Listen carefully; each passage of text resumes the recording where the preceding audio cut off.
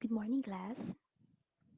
So before we start our lesson for today, I'm Miss Christelle Ann Arbalisi. So I graduated with a degree of BS Accountancy, and then I finished a Master in Business Administration. Also, I am a certified financial markets professional, a certified Lean Six Sigma Yellow Belter, and then a chartered financial analyst, investment program certificate holder.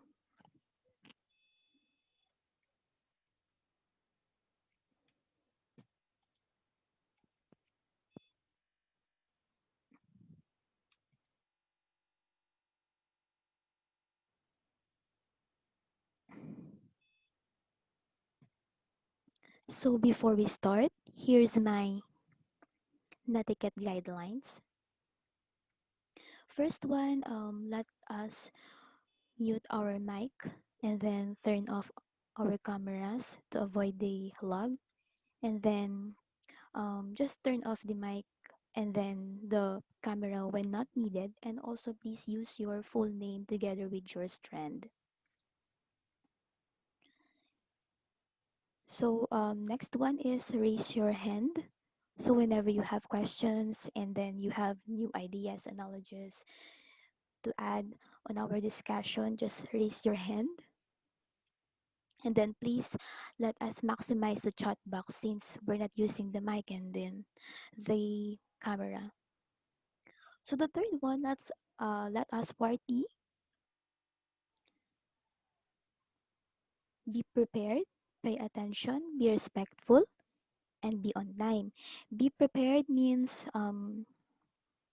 you should have taken your breakfast, may notebook kayo sa tabi nyo, and then pay attention, avoid using social media platforms, and then avoid playing Mobile Legends or any games while we have a discussion. And then be respectful. Since we are using the chat box, let us avoid using bad languages, bad words, and also be on time as much as possible, though we are not that required. Um, but please let us join this Zoom meeting and be on time. Better if you will enter the or join the meeting 15 minutes before the exact time. So let us have fun and enjoy while learning. So for today, our subject is Organization and Management. Chapter 1, Nature and Concept of Management. So before we start our topic and discussion, let's have a little activity. So here, all you need is to match the column A and column B. So I'll be giving you 10 minutes to 15 minutes to answer these questions.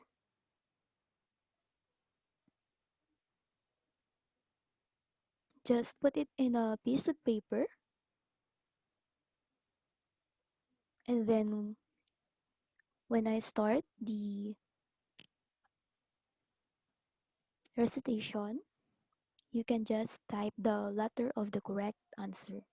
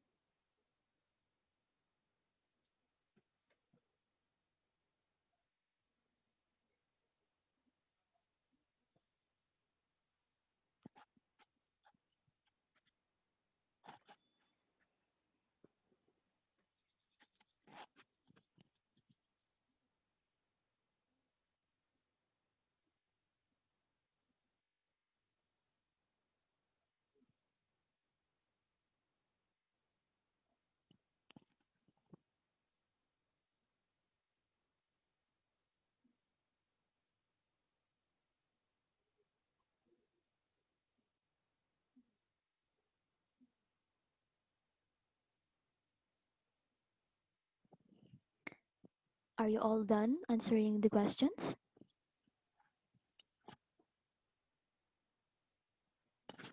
Hello? Okay, let us start the discussion. So let us start answering these questions. So for the number one, it says here is the process of coordinating and overseeing the work performance of individuals working together in organization so that they could efficiently accomplish their chosen aims or goals. So the key word here is the process of coordinating and overseeing. So the answer here is letter D, management.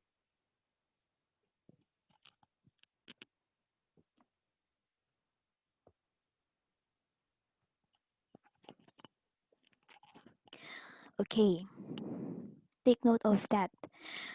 For the number two, it is also defined as the process of designing and maintaining an environment for efficiently accomplishing selected aims. So for this one, the answer is letter I, planning. So the key word here is the designing. For the number three, it involves evaluating and, if necessary, correcting the performance of individuals or work groups or teams to ensure that they are all working together the previously set goals and plans of the organization. So for the number three, the answer is letter J, controlling. So the key word here is the evaluating. So because we all know that the controlling is the last function or the last phase or process in the functions of management, but we are going to discuss this later. So for the number four, entails influencing and or motivating subordinates to do their best so that they would be able to help the organization's endeavor to attain their set goals. And so the keyword here is influencing and motivating subordinates. So the answer here is letter A, leading. Okay. So for the number five, it indicates filling in the different job positions in the organization structure. So the keyword here is filling the different job positions.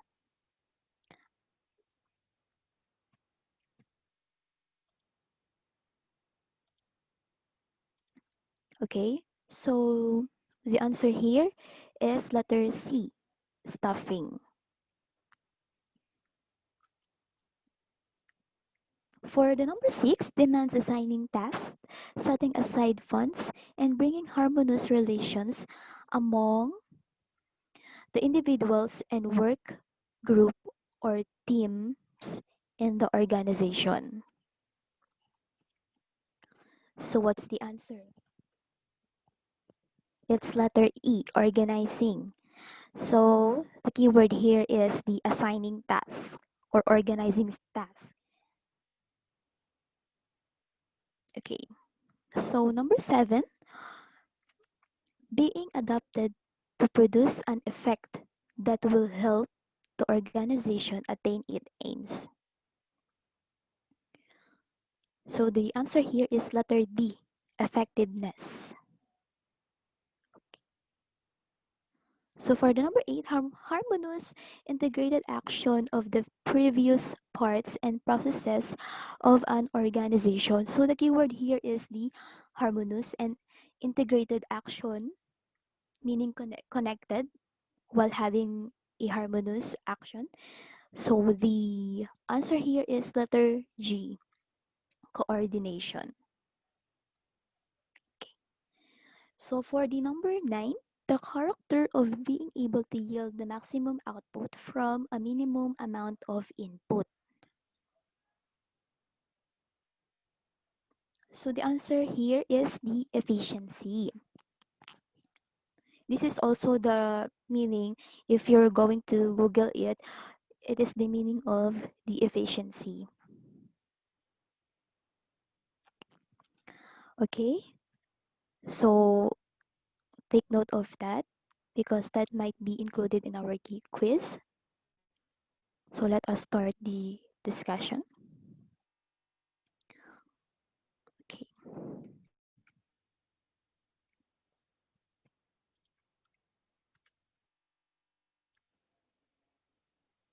Okay. So here, these are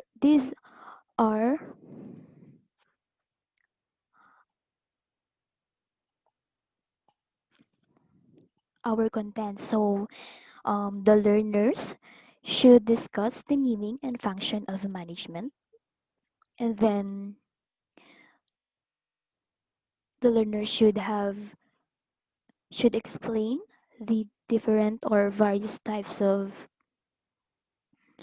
management theories. The next one, explain the function, roles, and skills of a manager, and then the activities. So we had our activities from the start. So let's start.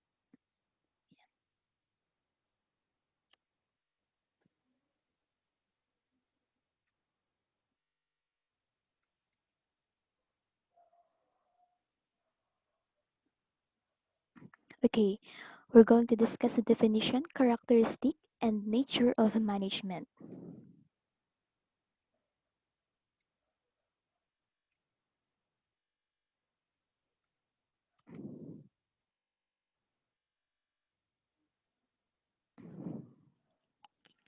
Definition of management. So we're going to encounter a lot of definitions, but for me, this is the most applicable definition of management.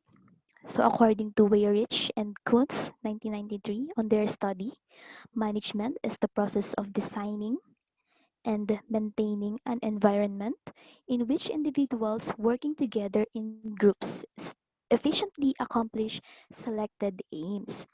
So the basic definition needs to be expanded in the following. So as a manager, people are employed to carry out the specific functions. And these functions, which are commonly referred to as the functions of management or the managerial functions such as the forecasting, planning, organizing, staffing, leading, and then controlling, among others. So that is why management is the process. So the process are the planning up to the controlling. Yan.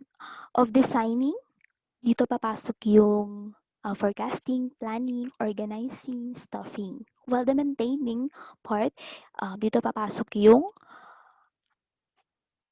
leading and then controlling.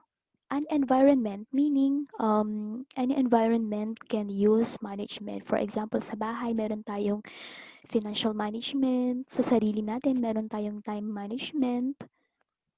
As well as sa grupo natin or sa group of friends, circle of friends, meron tayong management na ginagawa. For example, how you treat your friends, yan, relationship. So, any environment, not just businesses or certain organization, in which individuals working together in groups.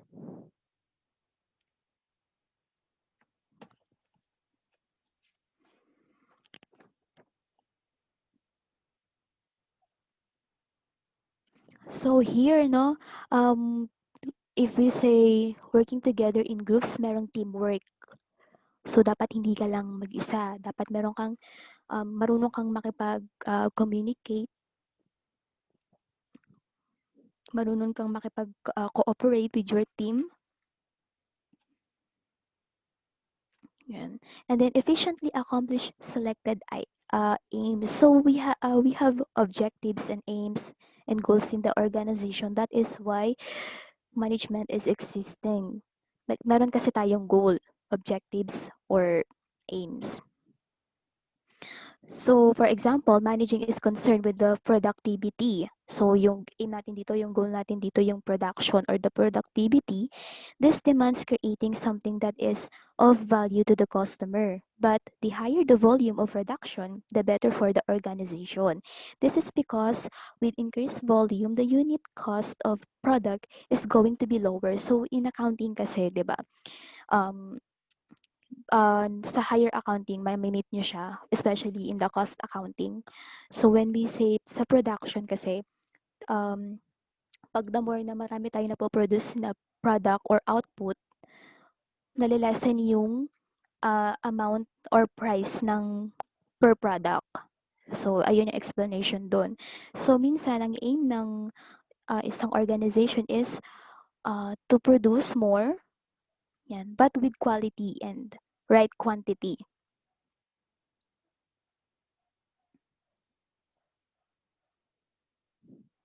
So here in management, this is being led by the managers. So,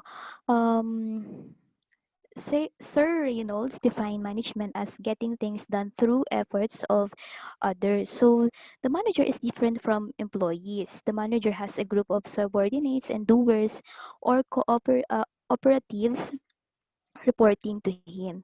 They are the ones that perform the routine day-to-day activities while the manager performs the managerial function. So dito sa isang organization, merong managers and subordinates na nag-work together. Okay?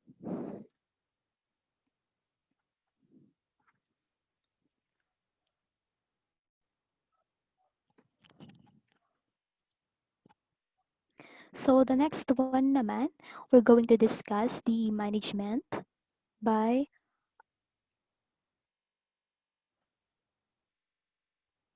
okay, the other gurus.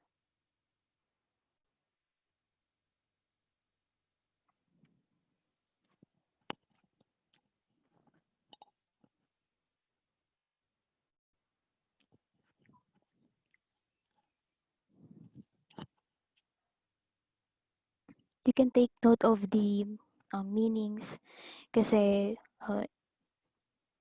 this might be included in our exams or quizzes, especially the definition that I've chosen. So the first one, guru, that defines management. It says here that management is a multi-purpose organ that manages business and manages managers and manages workers and work. So meaning, we all know that accounting is the language of business, while management is the brain of the business. That is why it is called the multi-purpose organ. Kasi hindi lang iisang department yung minamanage nito. Unlike sa accounting, di ba? Accounting department lang or the purchasing department, sales department. And so here in management, lahat kino-cover nito. That is why it is called the brain of the business. So the next one, according to Mary Parker Foley, management is the art of getting things done through people. So yun, here, involve ang mga tao. Ayan, merong teamwork. Okay. So the next one, Harold Kuntz. Management is an art of getting things done through and with the people in formally organized groups. It is an art of creating an environment in which people can perform and individuals can cooperate towards attainment of the group goals. So the words that we have to remember here is the art of getting things done through people, formally organized groups, and then people can perform and individuals can cooperate and the group goals. So, first, yung tinatawag ditong formally organized group, for example, ito nga yung sales department, yung purchasing department, accounting department, or yung HR department. Ayan. Doon sa department na yun, may mga group of people na nag-work to attain certain goal and objectives to get things job done or para matapos yung mga task, ganon.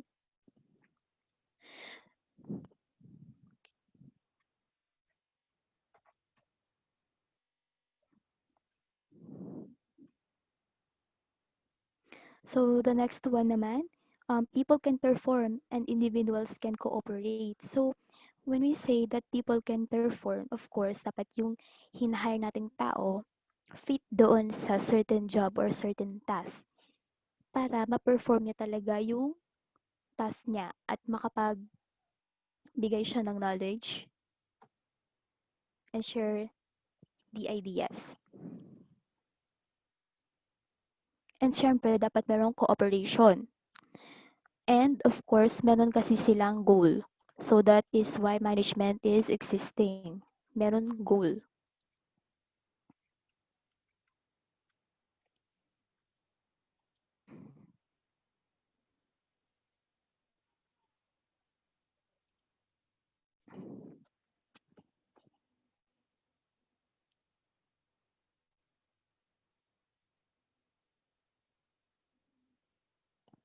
So the next one is the character and nature of the management.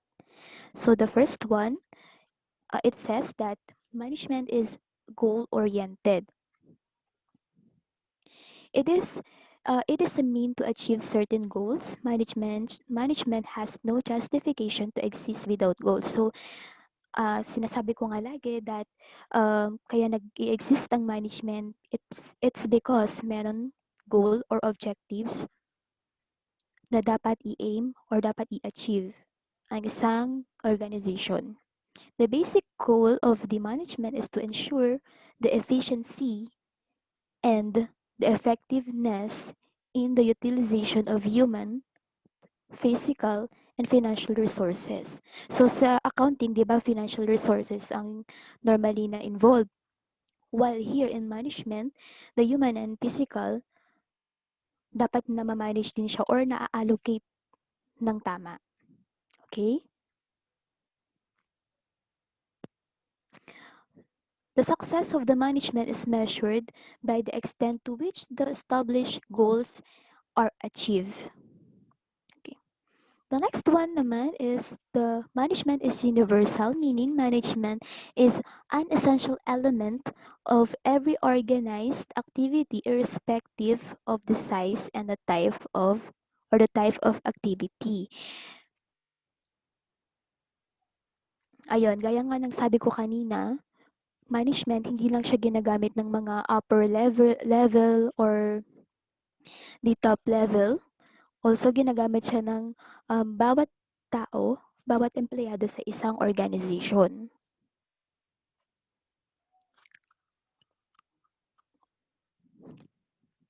The next one naman, management is continuous process. The cycle of the management continues to operate as long as there is organized action for the achievement of group goals. So, sa module natin, we have 5 functions of management or the managerial functions, which are the planning, organizing, staffing, leading, and then controlling. So, hindi lang yun basta-basta matatapos sa controlling. Babalik ulit yun sa forecasting and planning. Ganun. That is why management is a continuous process. The next one naman ay ang multidisciplinary. The management is multidisciplinary, meaning management techniques, principles, and theories are drawn from other disciplines such as engineering, anthropology, sociology, psychology, and it depends on the wide knowledge and practice derived from various disciplines. So again, hindi lang business ang gumagamit ng management, pati ang ibang profession. Management daw is intangible force. Management is evidenced by the results of its effort through others. Management is unseen and invisible force by the word itself. Intangible meaning hindi nahahawakan, hindi nakikita. Yan. It cannot be seen or touched, but its presence can be felt in the form of the results in every type of organization. Meaning, hindi mo siya nakikita, hindi mo siya nararamdaman, di mo siya nakikita pero mararamdaman mo kapag meron ng resulta or na-achieve na yung goal. The next one, management is situational. There is no best way of doing things. To solve a particular problems, conditions, and situations must be taken into account. Yun. So, um, here, management is a system of authority. Management provides the direction of every activity of an organization. Management forms system of authority or hierarchy of command to control the activities and give smooth direction.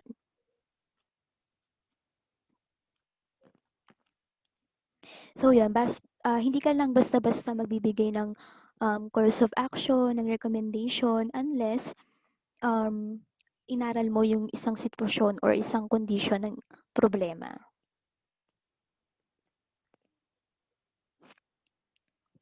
Okay? So the next one, actually hindi ko na to in-include, but let us discuss. Management is both a science and an art. So sa accounting din, sinasabi na accounting is a science and an art. It's because science, meron kasing process sa science and sistema. For example, yung nervous system, and then digestive system. That is why management is called science kasi merong sistema.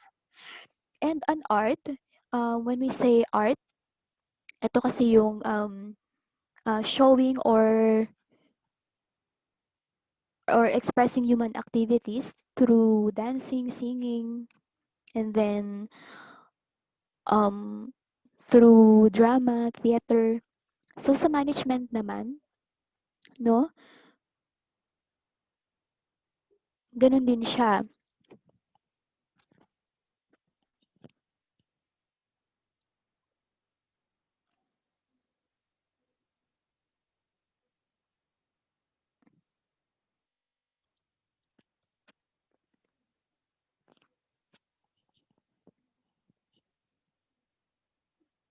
Okay?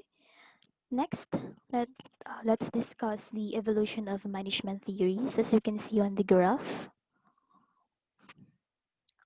or in the chart, evolution of management thought. First is the pre-scientific management period, and then the classical theory, neoclassical theory, and modern theory.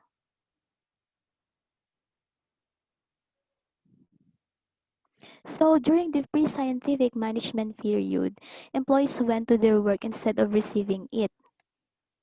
And so the factory system as it is known today become a predominant feature of the economy. Under this system, land and buildings, hired labor, and capital are made available to the entrepreneur who strives to combine these factors in the efficient achievement of a particular goal.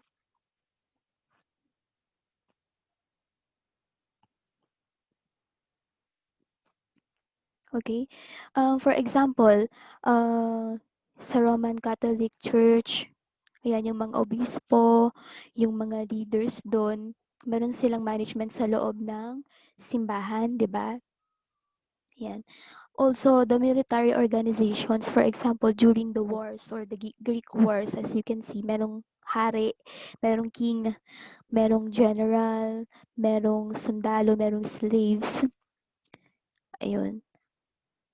Meron kasi dapat na iba't ibang roles and responsibilities ng bawat tao para mas maging organized siya.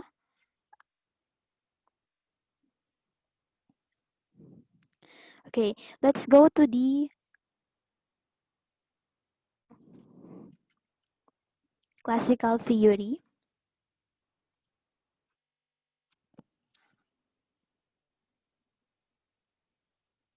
You can take your notes.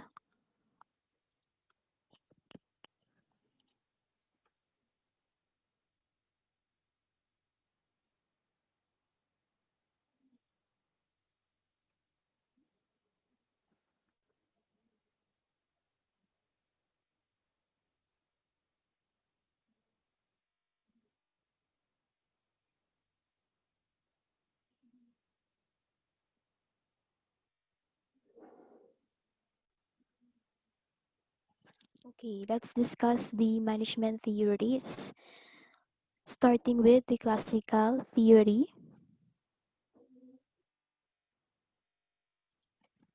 Okay, the first one, the scientific management theory. It says that it seeks use of scientific method to find the best way of performing tasks. So meaning ito yung time na nag-experiment yung mga experts natin or naghahanap sila ng ng best way na para mas madaling matapos at mas may kwalidad yung job or task, for example na lang sa production.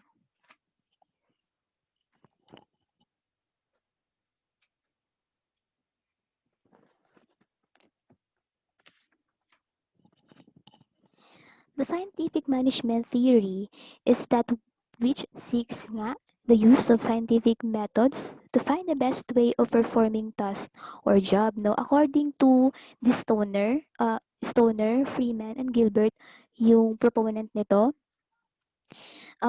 assert that this theory arose in part from the need to increase productivity since at that time of the introduction of this theory. And skilled labor was in short of supply. So for example na lang, during the um, paggawa ng pyramid, di ba nung time na yun talagang may magbubuhat talaga, kailangan malakas ka, ganyan. So nowadays, di ba ngayon sa mga pagsasaka, gumagamit na ng machines instead of yung mga farmers natin. Meron ng mga machines para mas mapadali yung paggawa ng production, mas mapadami yung productivity. And then for example na lang sa mga San Miguel, ayan, sa Gardenia, meron na silang mga machines or planta na gumagawa ng kanilang produkto.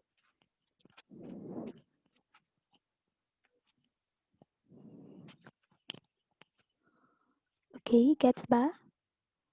The next one is the administrative theory. The proponents of this school of thought believe in studying the entire organization by developing more general theories of what managers do and what constitute the good management. The theory grew out of the desire to find the appropriate guidelines or the best guideline for managing large and complex enterprises.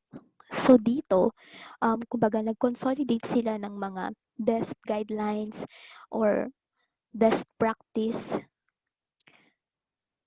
para ma-manage nila yung mga large and complex enterprises or large group of people. For example na lang sa San Miguel, since malaki tong business, maraming mga tao. So dapat meron kang magandang guidelines na appropriate doon sa departments na to or sa business na to. Ayun. The next one naman is the behavioral management theory.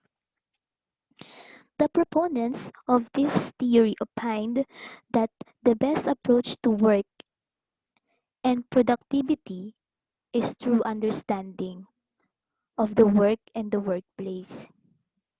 Ayun, ang sinasabi dito, yung productivity or the success of the organization does not depend on the managers. But kung gaano kagaling yung managers, kung gaano siya katalino, kung gaano siya ka-skilled sa mga task na 'to, sa mga job na 'to. But, um, it is also advised that the managers should understand his subordinates and the workplace. Kasi dapat dito merong coordination, merong cooperation, merong magandang pagsasama. Okay? So, the next one, management science theory. So, actually ito, karugtong siya ng scientific management theory because it involves scientific methods such as quantitative research. So, mixed team of experts through to analyze a problem and propose a course of action to management. Okay, this theory is some extent to is a contemporary extension of scientific management through theory since it is also has a quantitative approach to management in raising productivity. So again, ang involved dito ay yung production nga or yung productivity.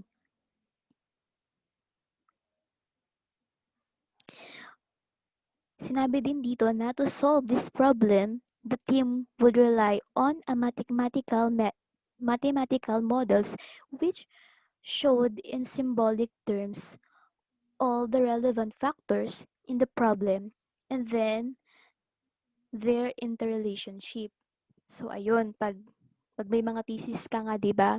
Pag gumagamit ka ng quantitative research, ayun gumamit sila nito for them to know ano bang kung saan sila magfo-focus, kung ano yung problem na titignan nila at aayusin nila. And then through this data, mag magbibigay sila ng recommendations or course of actions to solve such problem. So when we say mix team of expert, hindi lang accounting ang involved dito, hindi lang yung managers, hindi lang yung mga business experts, but also other experts na pwedeng makapagbigay ng knowledge at makapag-ambag ng kanilang ideas.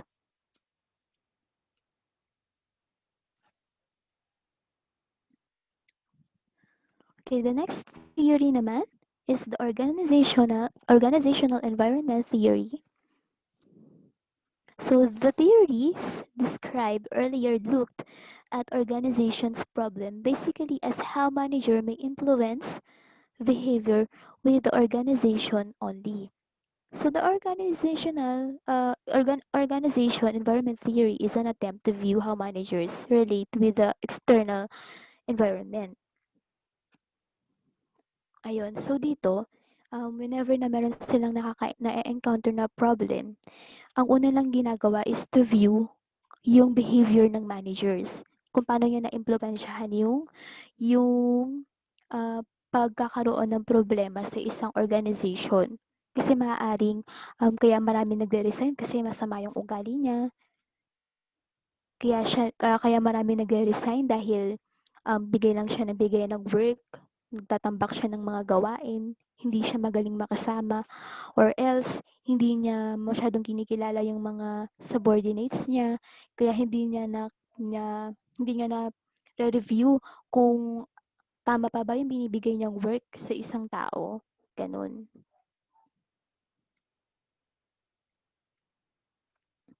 So the next one is systems theory. Organization is a diverse and unified system composed of numerous interrelated parts. So when we say interrelated parts, yung mga tasks, sinasabi dito na meron siyang connection sa isa't isa, no? For example na lang, no, sa mga departments, sales department, purchasing department, at accounting department, magkakapatid yan or magkakarugtong yan. For example, sa sales department, hindi naging available yung informations nila agad kasi merong nasira na system or software sa kanilang department. Hindi lang sila yung maaapektuhan nito as well as the accounting department kasi yung informations or reports na dapat sinasabit nila ay kailangan pa lang ni accounting department. Okay, gets ba? So that is why organization is a diverse and unified system. Hindi yan magkakahiwalay. Hindi rin siya kanya-kanya. Na purchasing department lang yung apektado. Pag accounting department lang ang apektado.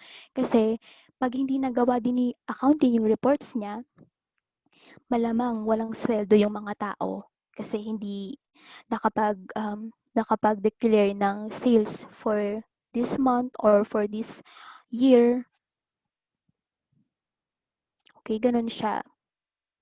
So the last one, management theory is the contingency theory, applying concepts of the major theories to real-life situations, also called situational theory. So dito pinagsama-sama nila or ginamit nila lahat ng nasabing theory. For example, yung scientific management theory, management science theory, behavioral theory, and then the organizational environment theory, administrative theory, system theory. Ayan. Ginamit daw nila itong theory based sa isang sitwasyon. Gano'n at chineck nila kung effective ba 'to, 'no? So, dito papasok 'yun sa contingency theory.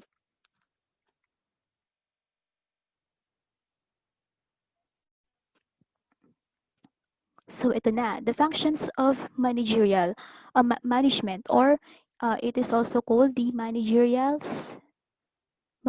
functions. So, sa module natin, we only have 5, but for me, I'll discuss it including the forecasting. So, meron tayong 6 na functions of management. So, take note of that kasi lalabas to sa assignments nyo or sa quiz nyo na 6 ang ating functions of management. So, the first one is forecasting.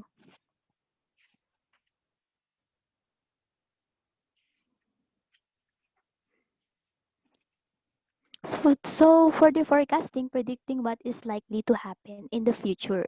This reduces areas of uncertainty that surround management decision.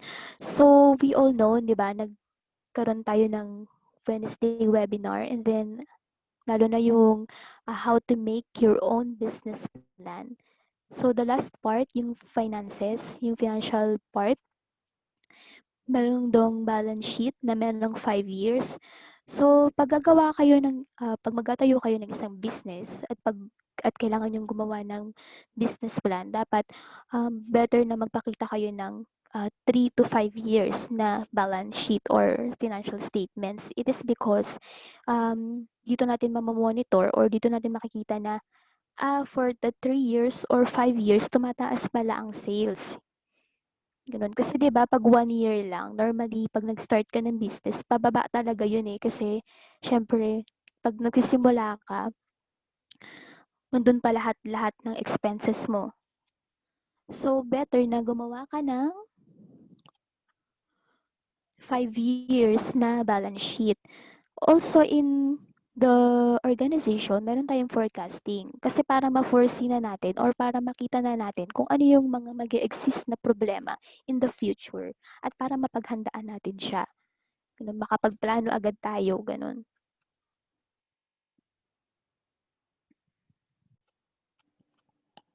Okay, the next one naman is planning.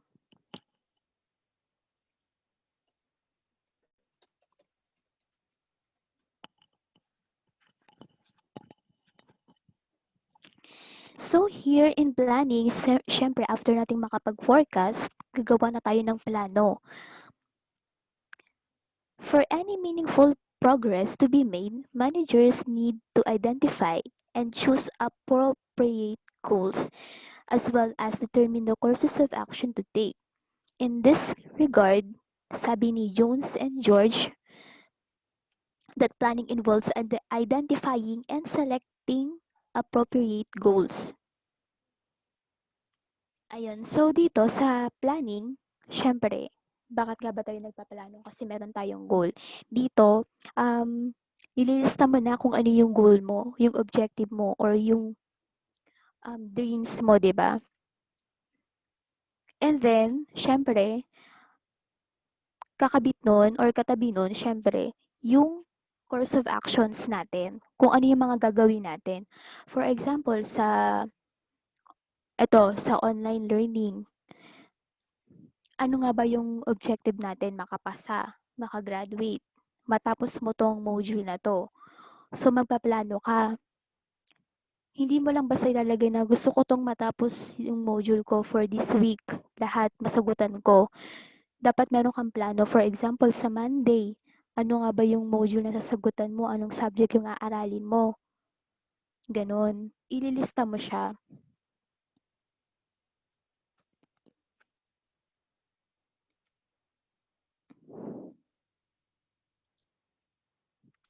So the third one naman is organizing. Identification and classification of requires activities necessary for the accomplishment of objectives of the organization. They're bound vast of volume or volumes of duties and tasks to be accomplished in every organization. These duties need to be properly organized to avoid confusion and duplication or waste. Organizing involves assignment of responsibilities and authority to individual or groups in establishment. So for example, ayun, nakapagplano ka na, nalagay mo na yung mga course of action, yung mga job and tasks na kailangan para magawa nyo tong job or ma-meet nyo yung deadlines, yung objectives nyo. Of course, sa organization or organizing, dito papasok yung mga responsibilities na dapat i-assign mo sa isang tao. Ganon. Kunyari, kailangan ko ng accountant para sa accounting department. Kailangan ko ng mga business graduate for the purchasing department. Ganon. Delegations of roles and responsibilities. Yan. Pero syempre, ayun, here sa stuffing, filling and keeping filled position created in the organization structure. So, dito yung time na kunyari may magre-resign or for example na lang, nag-expand yung business niyo at kailangan niyo ng tao, kailangan niyo ng dagdag na task. Kunyari lumaki yung production, ganyan. So, dito papasok yung staffing. Actually, role to or responsibility to ng mga HR department. Pero normally, ang nagbibigay ng listahan ng kailangan nila ng tao ay ang mga managers. And then yung mga HR, yung maghahanap ng mga tao na para doon sa task na yon.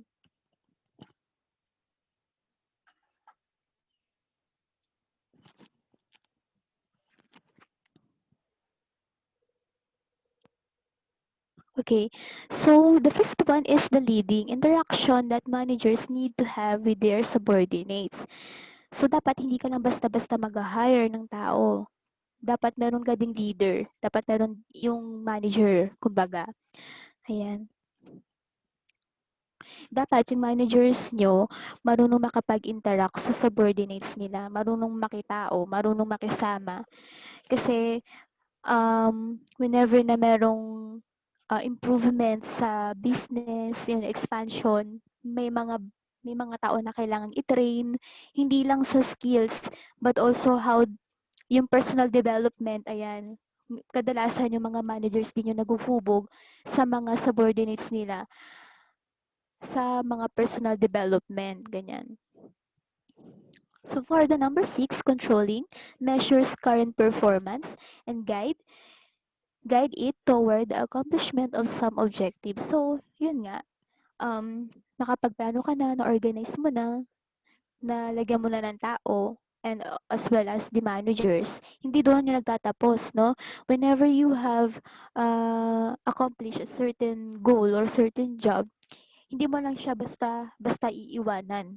dapat iche-check mo kung stable na ba 'to or kunyari sa production, 'yan na-meet niyo na yung deadline, na-meet niyo na yung quota niyo. Hindi mo lang siya basta-basta iiwanan na, okey, malaki na 'tong production natin, nami-meet na natin yung quota. Dapat mini-measure mo pa rin siya every month or every year or every quarter. Dapat, tine-take down note mo kung tuloy-tuloy ba yung production or yung productivity ng team, gano'n. So, 'pag may na-encounter ulit na problema, dun ulit iikot from forecasting, planning, organizing, staffing, leading, and controlling again.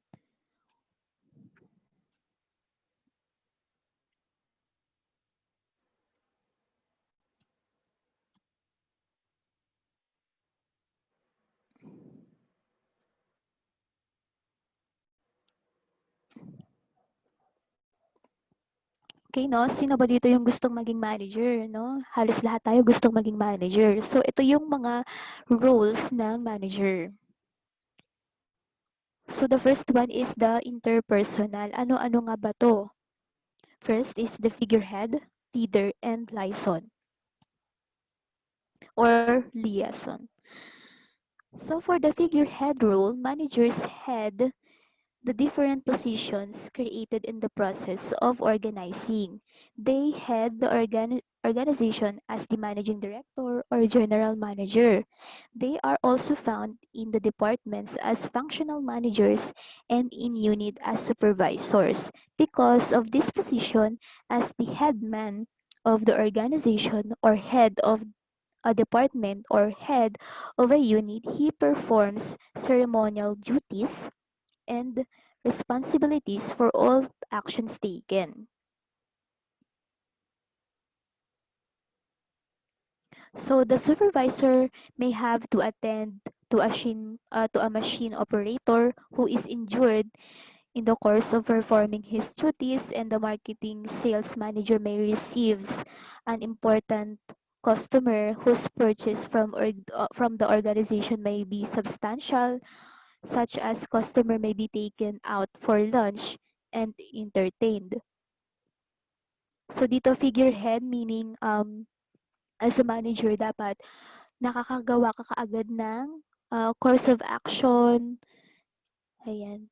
At as well as meron kang pakikisama din hindi lang sa subordinates mo but also sa mga customer. Parang nakakaisip ka kaagad ng paraan. So the next one naman is the leader, no? We all know, as a manager, dapat leader ka. Parang, kumbaga, alam niyo yung pagkakaiba ng boss sa leader. Di ba pag boss, bigay lang ng bigay ng gawain. Pero dapat as a leader, ah, yung credit para sa empleyado mo, dapat para sa empleyado mo, hindi mo inaangkin. At dapat marunong kang mag-recognize ng mga tauhan mo na kung nagawa niya ng maayos yung isang task, sasabihin mo, well done, good job, very good.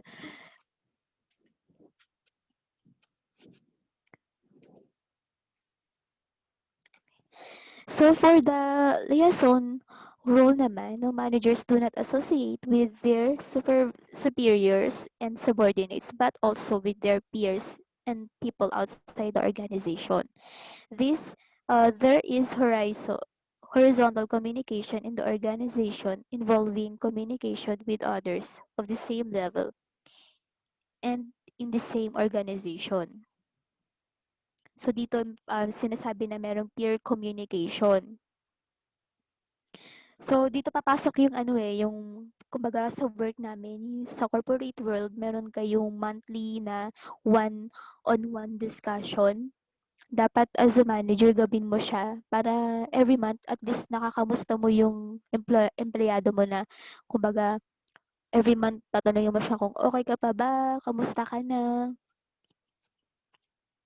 okay pa ba yung work mo, ganun, bawasan ko ba yung load mo, bawasan ko ba yung task mo, or if in case na if you are aiming for promotion, gusto mo ba bigyan pa kita ng mas madaming gawain, ganun. Or if you want some development or personal development, nandito lang ako, i-coach kita, i-mentor kita, ganun siya. So the next one naman is the informative or informational. 4, monitor. 5, disseminator. And then the spokesperson. When we say monitoring rule, it is related to the liaison rule, no? Related siya sa number 3. As a result, through his liaison contacts with his superiors, peers, outsiders, customers, among others, he collects vital information through hearsay, gossips, grapevines, among other sources. So, ayun nga, syempre nakikipag-communicate ka among your subordinates or customer. Nakakatanggap ka na rin ng information, no? For example, sa customer, nakipag-usap ka, meron siyang reklamo sa production or sa products na na-receive niya. Doon, puwede niyang gawan ng paraan. Ire-record niya 'to, ido-document niya 'tong problem, and then gagawa siya ng solution para hindi na 'to ma-encounter pa. For example naman sa mga empleyado, dapat meron din siyang communication, pero actually bihira siyang mangyari in the corporate world kasi normally madalas kaaway ng empleyado yung manager nila kasi madalas mahigpit yung manager. Pero dapat in reality, merong magandang relation yung manager tsaka ang empleyado. Kasi for example, nahihirapan ka na pero hindi mo masabi sa manager mo na dapat nag-hire na sila ng iba pang empleyado kasi ang dami-dami mo nang ginagawa lalo na kunyari sa accounting department, lalo na sa accounts receivable, ang dami-daming ina-account, ang dami-daming ginagawa, tapos iisa ka lang. 'Di ba dapat lagi kang overtime, wala ka ng tulog, dapat 'di ba nagdadagdag na sila ng tao. Ayun, kaya pasok din siya sa monitoring. So the next one naman is the uh, manager is a disseminator. When we say disseminator, through liaison rule and monitoring rule, ayan, kakambal nila, he collects information, 'di ba? The pieces of information are not collected for collection's sake. They must be disseminated. That is, they have to be passed to the appropriate places where they will be needed for decision making. The managers uses some information while others are passed to the superior's manager, to peer managers, and to subordinates as the case may be. So yun nga 'di ba? For example, may problema si customer um for example sa Jollibee, may problema si customer sa chicken niya hindi masyadong luto. So itong information na 'to, dadalhin niya, kokolektahin niya papunta dun sa mga service crew, yung sa mga tagaluto. Para next time hindi na nila ma-encounter 'tong problema na 'to, na iwasan nila, dapat i-check nila kung luto ba talaga yung chicken. And for example, sa empleyado naman, may problema si empleyado sa isang employee. Ayun, kumbaga parang may pagka-tsismoso 'no, pero that is the role of a manager. So, 'pag merong na-encounter na problema si isang empleyado sa isang employee, normally ang nag-aayos nun si manager. So the last one for the informative or informational is the spokesperson. Depending on the level of the manager, he speaks and he should speak well. As the managing director, he speaks for the whole organization. As a manager in a department, he speaks on behalf of the department. And as the manager for a unit or section, he is responsible for, he speaks for the unit. So yun nga, spokesperson din ang manager. For example, um, may reklamo sa salary ang mga empleyado. Dapat gusto nila na ng increase dahil marami na yung ginagawa nila. Normally, ang manager yung mag-i-inform nito sa CEO, sa mga shareholders na kailangan taasan na yung sweldo nila. Kaya siya tinatawag na spokesperson. Kaya, dapat as a manager, people-oriented ka, hindi ka management-oriented. When we say people-oriented, dapat meron kang puso sa mga subordinates mo. At hindi ka sa management or sa top level nakakampi, no? Kaya isa rin sa dahilan kung bakit mataas ang sweldo ng manager kasi binabayaran din yung emosyon nila. Kasi taong dalawa yung group of people na kailangan nilang asikasuhin, yung mga subordinates nila at the same time yung mga CEO, yung mga nasa taas nila. Ayun, kumbaga actually hindi talaga mahirap maging manager.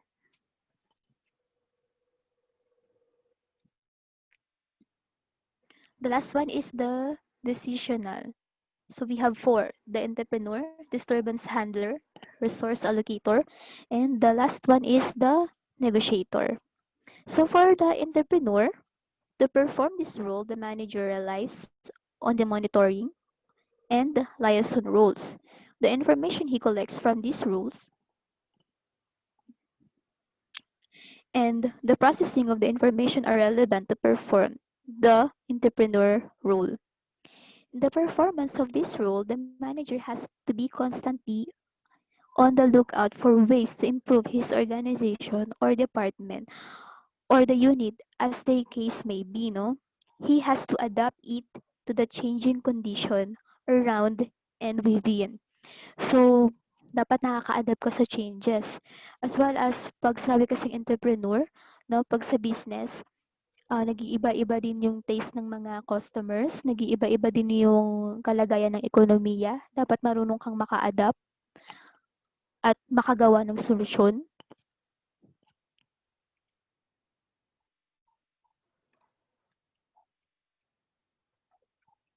So, the next one naman ay yung disturbance handler.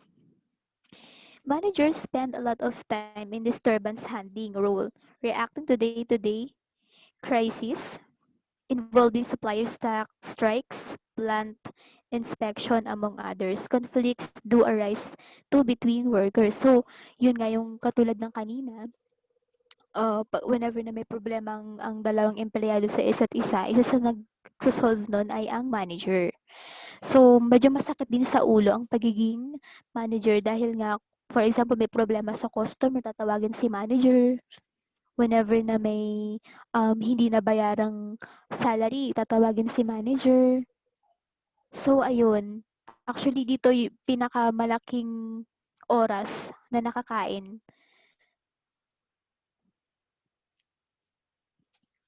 Malaking oras yung nakakain nito sa mga manager. So, for the number 9, resource allocator, the manager should decide who gets what in the organization and or in the department or in the unit. Exercising this role confers on the manager some form of power, popularly called economic power or resource power. Ayun, pag sinabi kasing resource allocator, ito rin yung paglalagay ng tao sa isang department whenever na merong kailangan ng isang department. Ayun, siya yung magde-decide nun. Kasi siya rin yung nakakaalam ng information. For the last one naman is the negotiator role. The manager spends much time in negotiating. This occurs in several ways with different dimension. The supervisor might argue a grievance problem with union representatives, and the sales manager may be involved with a negotiation that involves a contract with an important customer. So dito papasok din yung pagiging negotiator mo. For example, sa mga suppliers, um, magkakatawaran kayo, ganyan. Kung hanggang sa mag-beat kayo sa isang price, ganun din siya. Dapat magaling ka ding makipag-negotiate as a manager. So yun, for the roles of manager, we have the figurehead, leader, liaison, monitor, disseminator, spokesperson, entrepreneur, disturbance handler, resource allocator, and the last one is the negotiator.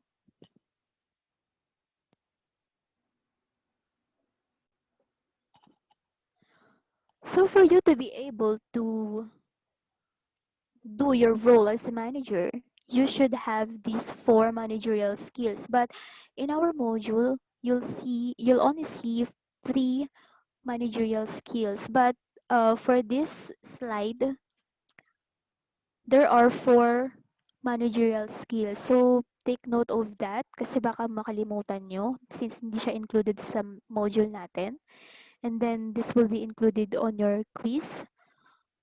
So, the first one is the technical skills, knowledge of and proficiency in activities involving methods and procedures and processes. So, when we say technical skills, dapat alam mo yung ginagawa mo, alam mo kung paano siya tapusin. For example, yung mga processes na yan sa production.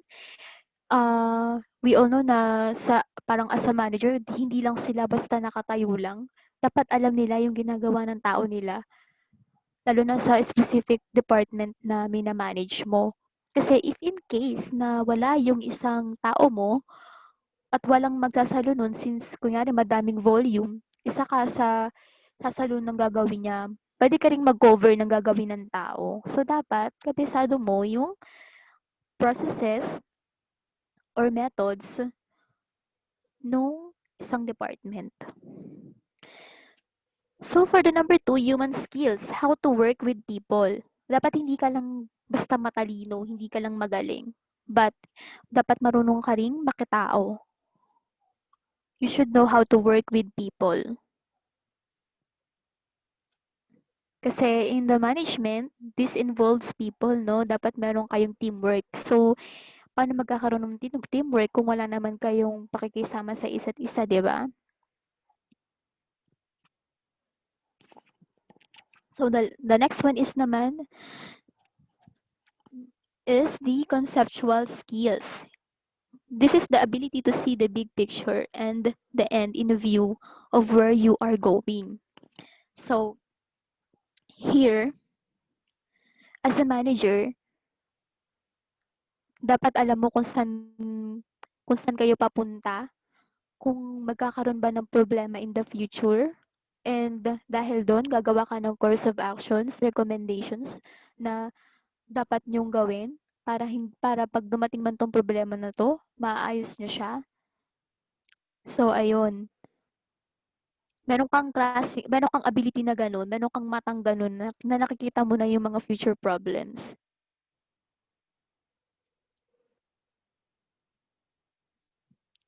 So, for the last one, take note of this.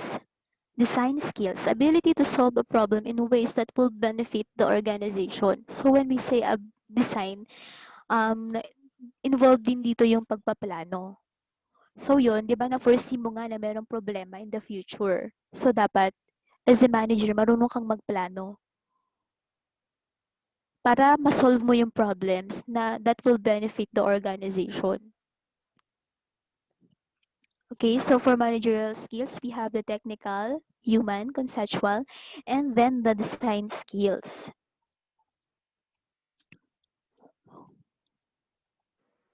Okay, that's all for today. Thank you for listening. And also, I will upload this video on the Quipper together with your assignment. So, lahat ng nasa assignment nyo, andito lang sa Quipper or dito sa PowerPoint na to. So, yon, be familiar with the lesson. So, whenever na meron kayong hindi maintindihan, just PM me in the Quipper. Okay, thank you.